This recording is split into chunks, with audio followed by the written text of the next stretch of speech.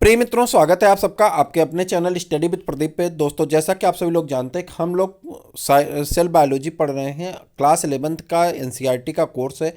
Hindi medium से पढ़ रहे हैं, इसके बाद इंग्लिश मीडियम का डिस्कस करेंगे और उस चैप्टर का क्वेश्चन आंसर करेंगे। तो हिंदी मीडियम का भी क्वेश्चन आंसर करेंगे, इंग्लिश मीडियम का भी क्वेश्चन आंसर करेंगे, फिर प्रैक्टिस पेपर तो करते ही हैं। तो यहाँ पे देखते हैं, एक एक करके आगे बढ़ते रहते हैं। अगर आप चैनल पर नए हैं, चैनल को सब्सक्राइब कर लीजिए, अपने दोस्तों को शेयर कर दीजिए। कह रहा है अंतःझिल्लिका तंत्र, यानी ऐसे तंत्र के बारे में बात करेंगे। जैसा कि आप शुरू में पढ़े होंगे इसके पहले वाले वीडियोज में, कि हम बता रहे थे कि सेल के जो होते हैं 3 हिस्से होते हैं। एक हिस्सा क्या होता है, वो उसका प्लाज्मा मेम्ब्रेन होता है, ठीक। और दूसरा हिस्सा क्या होता है, साइटोप्लाज्म होता है। और तीसरा हिस्सा क्या होता है, केंद्रक होता है। तो दूसरे हिस्सा में हम लोग प्रवेश कर चुके हैं, जिसमें झिल्ली से कवर आर्गेनेल, यानी जो मेम्ब्रेन से कवर्ड आर्गेनेल हैं, उनके बारे में चर्चा करेंगे। तो झिल्लीदार अंगक कार्य व संरचना के आधार पर एक दूसरे से काफ़ी अलग होते हैं। इनमें बहुत से ऐसे होते हैं जिनके कार्य एक दूसरे से जुड़े रहते हैं, उन्हें अंतःझिल्लिका तंत्र के अंतर्गत रखते हैं। इस तंत्र के अंतर्गत अंतःद्रव्य जालिका, गाल्जिकाय, लयनकाय व रसधानी अंग आते हैं।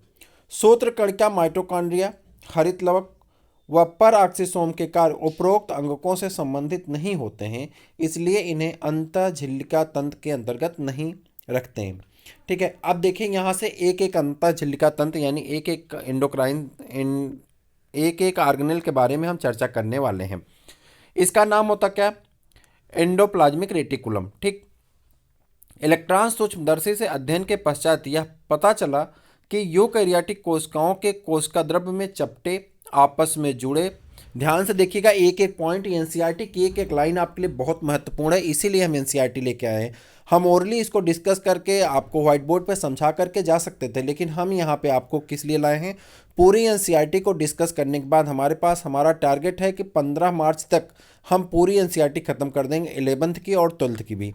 ठीक है, तो यह चैप्टर आज आपका कंप्लीट होगा और जनवरी के लास्ट तक हमारे पास जो हमारा टास्क है उसमें हम लोग टिश्यू भी पढ़ लेंगे और फिर फरवरी में पूरा फिजियोलॉजी, और उसके बाद जो भी चैप्टर बचते हैं उसको कवर करेंगे, तेज़ी के साथ कवर करेंगे। अब तो आपकी स्ट्रेंथ हो चुकी, आप लगातार क्लास देख रहे हैं, आप सबका सहयोग मिल रहा है, जिससे हमें भी कार्य करने में बहुत साहस आ रहा है, बहुत अच्छा भी लग रहा है। तो हम लगातार आपके लिए कार्य कर रहे हैं, बस आप चैनल के साथ जुड़े हैं तो चैनल को थोड़ा शेयर कर दिए, थोड़ा सा प्रमोट करिए, ताकि आप लोगों के साथ साथ हमारा भी कुछ भला हो जाए। ठीक। तो यहाँ पे बात कर रहे हैं यूकैरियोटिक कोशिकाओं के कोशिका द्रव्य में चपटे आपस में जुड़े थैली युक्त छोटी नलिकावक्त जालिका तंत्र बिखरा रहता है, जिसे अंतःद्रव्य जालिका कहते हैं। प्रायः राइबोसोम अंतःद्रव्य जालिका के बाहरी सतह पर चिपके रहते हैं। ध्यान से देखिएगा, प्रायः राइबोसोम अंतःद्रव्य जालिका के बाहरी सतह पर चिपके रहते हैं। जिस अंतःद्रव्य जालिका के सतह पर राइबोसोम मिलते हैं उसे खुरदुरी अंतःद्रव्य जालिका कहते हैं। राइबोसोम की उपस्थिति पर अंतःद्रव्य जालिका चिकनी लगती है, अतः इसे चिकनी अंतःद्रव्य जालिका कहते हैं। जो कोशिकाएं प्रोटीन संश्लेषण एवं श्रवण में सक्रिय भाग लेती हैं, उनमें खुरदुरी अंतःद्रव्य जालिका बहुतायत से मिलती है। एक काफ़ी फैली हुई तथा केंद्रक के बाह्य झिल्लिका तक फैली होती है। चिकनी अंतःद्रव्य जालिका प्राणियों में लिपिड संश्लेषण के मुख्य स्थल होते हैं। लिपिड की भांति स्टेरॉयड हार्मोन चिकने अंतःद्रव्य जालिका में होते हैं। यहाँ पे एक टर्म आया है स्टेरॉयड हार्मोन, हम लोग हार्मोन पढ़ेंगे तो उसमें आएगी बात करेंगे, अभी बस ध्यान दीजिए क्योंकि कोर्स आज ज़्यादा कवर करना है। ठीक है, गाल्जी उपकरण, दूसरा ऑर्गेनेल कौन सा है, गाल्जी उपकरण है। कैमिलो गाल्जी, ये नाम आपको याद रखना है। कैमिलो गाल्जी किस समय में, 1898 में पहली बार केंद्रक के पास घनी रंजित जालिकावत संरचना तंत्रिका कोशिका में देखी, जिन्हें बाद में इनके नाम पर गाल्जी काय कहा गया। यह बहुत सारी चिपटी डिस्क आकार की थैली या कुंड से मिलकर बनी होती हैं, जिनका व्यास 0.5 माइक्रोमीटर से लेकर के 1 माइक्रोमीटर होता है। ये एक दूसरे के समांतर ढेर के रूप में मिलते हैं, जिन्हें जालिका काय कहते हैं। गाल्जी काय के कुंडों की संख्या अलग अलग होती है।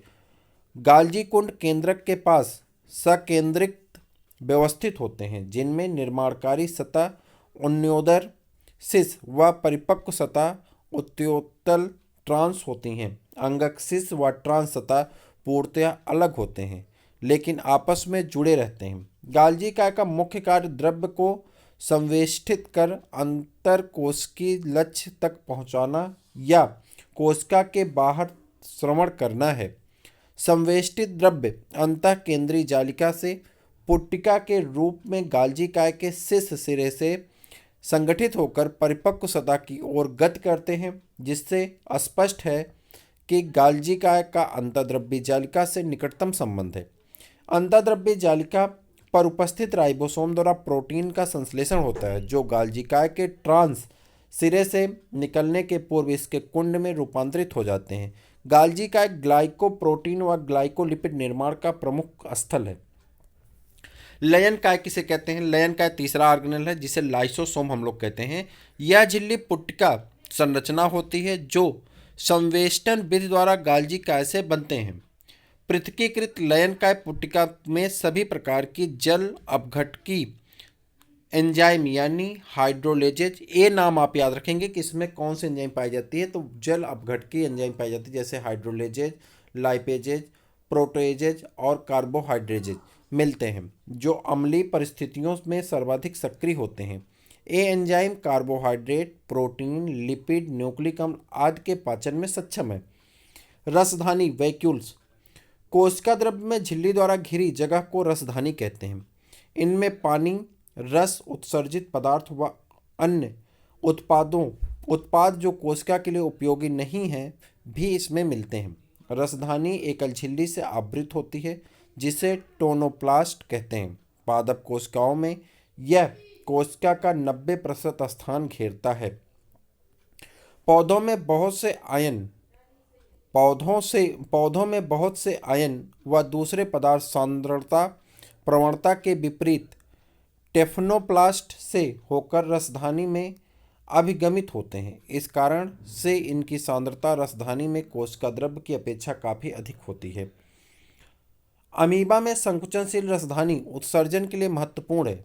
बहुत सारी कोशिकाओं जैसे कि आद्य जीव में खाद्य रसधानी का निर्माण खाद्य पदार्थों को निगलने में के लिए होता है। सूत्रकणिका माइटोकॉन्ड्रिया सूत्रकणिका को जब तक विशेष रूप से अभिरंजित नहीं किया जाता तब तक सूक्ष्मदर्शी द्वारा इसे आसानी से नहीं देखा जा सकता है। प्रत्येक कोशिका में सूत्रकणिका की संख्या भिन्न होती है। यह उसकी कार्य की सक्रियता पर निर्भर करती है।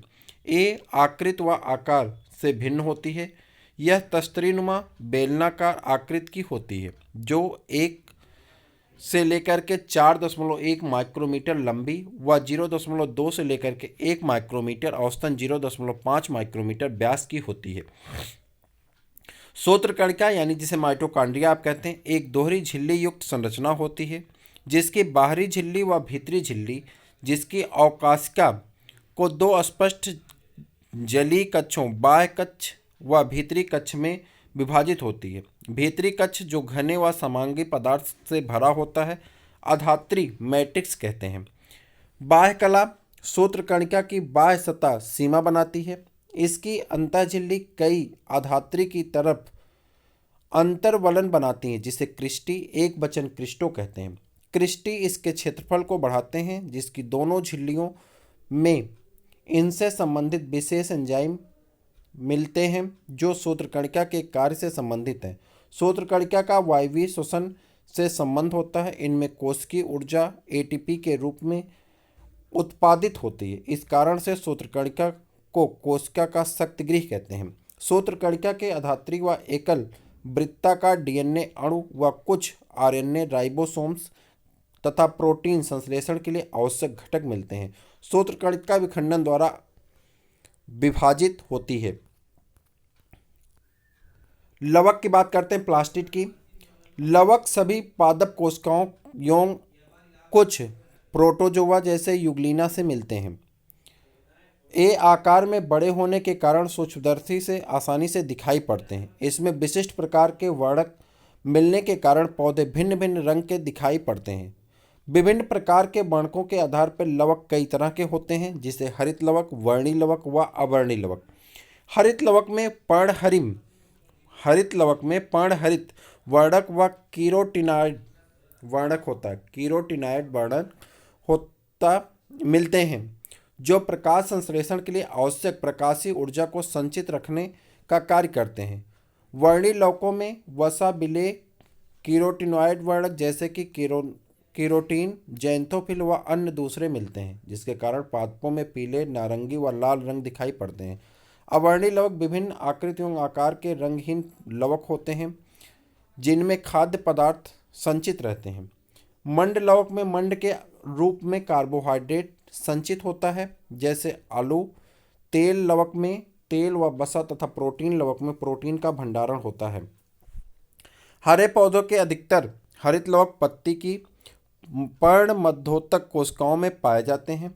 हरित लवक लेंस के आकार के अंडाकार, गोलाकार, चक्रिक व फीते के आकार के अंगक होते हैं। ध्यान से देखिएगा, हरे पौधों के अधिकतर हरित लवक पत्ती की पर्णमध्योतक कोशिकाओं में पाए जाते हैं। हरित लवक लेंस के आकार के अंडाकार, गोलाकार, चक्रिक व फीते के आकार का अंगक होता है, जो विभिन्न लंबाई 5 से लेकर के 10 माइक्रोमीटर व चौड़ाई 2 से लेकर के 4 माइक्रोमीटर के होते हैं। इनकी संख्या भिन्न हो सकती है, जैसे प्रत्येक कोशिका में एक क्लेमाइडोमोनास और हरित शैवाल में से लेकर के 20 से 40 प्रति कोशिका पर्णमध्योतक कोशिका में हो सकती हैं। सूत्रकणिका की तरह हरित लवक 2 झिल्ली युक्त होते हैं। उपरोक्त 2 में से इसकी भीतरी लवक झिल्ली अपेक्षाकृत कम पारगम्य होती है। हरित लवक के अंतः झिल्ली से घिरे हुए भीतर के स्थान को पीठिका यानी स्ट्रोमा कहते हैं। पीठिका के चपटे झिल्ली युक्त थैली जैसी संरचना संगठित होती है, जिसे थैलेक्वाइड कहते हैं। थैलेक्वाइड सिक्कों के चट्टों की भांति ढेर के रूप में दिखाई पड़ते हैं, ठीक के रूप में मिलते हैं, जिसे ग्रेना, एक वचन ग्रेनम या अंतरग्रेना थैलेक्वाइड कहते हैं। इसके अलावा कई चपटी झिल्लीनुमा नलिकाएं जो ग्रेना के विभिन्न थैलेक्वाइड को जोड़ती हैं, उसे पीठिका पटलिकाएं कहते हैं। थैलेक्वाइड की झिल्ली एक रिक्त स्थान को घेरे होती है, जिसे अवकाशिका कहते हैं। हरित लवक की पीठिका में बहुत एंजाइम मिलते हैं, जो कार्बोहाइड्रेट व प्रोटीन संश्लेषण के लिए आवश्यक होते हैं। इनमें छोटी द्विलड़ी वृत्ताकार डीएनए अणु व राइबोसोम मिलते हैं। हरित लवक थैलेक्वाइड में उपस्थित होते हैं। हरित लवक में पाए जाने वाले राइबोसोम 70S प्रकार के और 70S कोशिका द्रव्य राइबोसोम से छोटा होता है। उसके बाद आपका है राइबोसोम। जॉर्ज पैलेड ठीक ने इलेक्ट्रॉन सूक्ष्मदर्शी द्वारा सघन कणिका में संरचना राइबोसोम को सर्वप्रथम देखा था, जो राइबो न्यूक्लिक अम्ल व प्रोटीन के बने और किसी भी झिल्ली से घिरे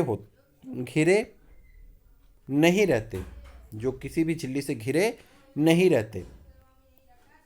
यूकैरियोटिक राइबोसोम 80S व प्रोकैरियोटिक राइबोसोम 70S प्रकार के होते हैं। प्रत्येक राइबोसोम में उप इकाइयाँ, बड़ी व छोटी उप इकाइयाँ होती हैं। जहाँ पे यस यानी सेंडवर इकाई है, अवसादन गुणांक को प्रदर्शित करता है। यह अपरोक्ष रूप से आकार व घनत्व को व्यक्त करता है। दोनों 70S व 80S राइबोसोम 2 उप इकाइयों से बने होते हैं। 70S किससे मिलकर बना होता है तो आप जानते हैं 50 + 30 से 50S और 30S के होते हैं, और 80S 60S और किससे होता है 40S से होता है। ठीक है, सबकी चर्चा करेंगे हम लोग क्लास में। साइटोस्केलेटन इसे कहते हैं। प्रोटीन युक्त विस्तृत जालिकावक तंतु जो कोशिका द्रव्य में मिलते हैं उसे साइटोपंचर कहते हैं। कोशिका में मिलने वाला साइटोपंचर भी विभिन्न कार्य जैसे कि यांत्रिक सहायता, गति व कोशिका के आकार को बनाए रखने में उपयोगी है। पश्चमाभ व कशाभिका सीलिया या फ्लैजिलम इसे कहते हैं। ठीक है, पश्चमाभ व कशाभिका सीलिया या फ्लैजिलम इसे कहते हैं। एक सेकंड बस रुक जाइएगा, ज़्यादा टाइम नहीं लगे, बस इसको सेट कर लें। ठीक है, ए यहाँ पर, हाँ। पक्षमाभिकाएं एक वचन पक्षमाभ व कशाभिकाएं एक वचन कशाभिका रोम सदृश कोशिका झिल्ली पर मिलने वाली अपवृद्धि है। पक्षमाभ एक छोटी संरचना चप्पू की तरह कार्य करती है जो कोशिका को या उसके चारों तरफ मिलने वाले पदार्थ द्रव्य को गति में सहायक है। कशाभिका अपेक्षाकृत लंबे व कोशिका के गति में सहायक है। प्रोकैरियोटिक जीवाणु में पाई जाने वाली कशाभिका संरचनात्मक रूप से यूकैरियोटिक कशाभिका से भिन्न होती है। इलेक्ट्रॉन सूक्ष्मदर्शी अध्ययन से पता चला कि पक्षमाभ व कशाभिका जीवद्रव्य झिल्ली से ढके होते हैं। इनके कोर को अक्ष सूत्र कहते हैं जो कई सूक्ष्म नलिकाओं का बना होता है जो लंबे अक्ष के समांतर स्थित होते हैं। अक्ष सूत्र के केंद्र में एक जोड़ा सूक्ष्म नलिका मिलती है जो 9 दिक् अरी परिधि की ओर व्यवस्थित सूक्ष्म नलिकाएं होती हैं। अक्ष सूत्र की सूक्ष्म नलिकाओं की इस व्यवस्था को 9+2 प्रणाली कहते हैं। केंद्रीय नलिका सेतु द्वारा जुड़े हुए इस केंद्रीय आवरण द्वारा ढके होते हैं जो परिधीय द्विक के प्रत्येक नलिका को अरी दंड द्वारा जोड़ते हैं। इस प्रकार 9 अरी तान छड़ बनती है। परिधीय द्विक सेतु द्वारा आपस में जुड़े होते हैं। दोनों पक्षमाभ व कशाभिका तारक केंद्र सदृश संरचना से बाहर निकलते हैं जिसे आधारिकाय कहते हैं। तारककाय व तारक केंद्र। सेंट्रोसोम व सेंट्रियोल। तारककाय वह अंगक है जो बेलनाकार संरचना से मिलकर बना होता है जिसे तारक केंद्र कहते हैं। यह क्रिस्टलीय परिकेंद्रीय द्रव्य से घिरा होता है।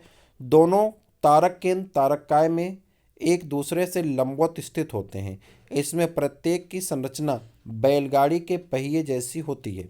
तारक केंद्र संख्या में 9 समान दूरी पर स्थित परिधीय ट्यूबुलिन सूत्रों के बने होते हैं। प्रत्येक परिधीय सूत्रक एक द्विक होते हैं। पास में त्रिक आपस में जुड़े होते हैं। तारक केंद्र का अग्र भीतरी भाग प्रोटीन का बना होता है जिसे धुरी कहते हैं। यह परिधीय त्रिक के नलिका से प्रोटीन के बने अरिदंड से जुड़े होते हैं। तारक केंद्र पक्षमाभ व कशाभिका का आधारिकाय बनाता है जो तंतु जंतु कोशिका विभाजन के उपरांत तर्क उपकरण बनाता है। तो ये था आपका पूरा यहाँ तक का आपके साइटोप्लाज्म में पाए जाने वाले ऑर्गेनेल यानी अंगक के बारे में। अब हमको क्या पढ़ना है, हमको पढ़ना है केंद्रक। एक टॉपिक इसकी बची है, नेक्स्ट वीडियो में हम लोग कवर करेंगे। यह चैप्टर आपका कंप्लीट हो जाएगा। देखिए आज के वीडियो में हमने आपको कुछ ज़्यादा समझाने का प्रयास नहीं किया, सीधे कोर्स को ख़त्म किया है। ठीक है, इन सब की जब क्लास लेके आएंगे सारी चीज़ें आपके समझ में आएगी। आप एनसीईआरटी को पढ़ते रहिए, बस ऐसे ध्यान से सुनते रहिए, आपको सारी चीज़ें खुद ब खुद याद होती चली जाएंगी। कोशिश करिए आप एनसीईआरटी की बुक लाइए या ऐप डाउनलोड करिए, जिसके माध्यम से करिए।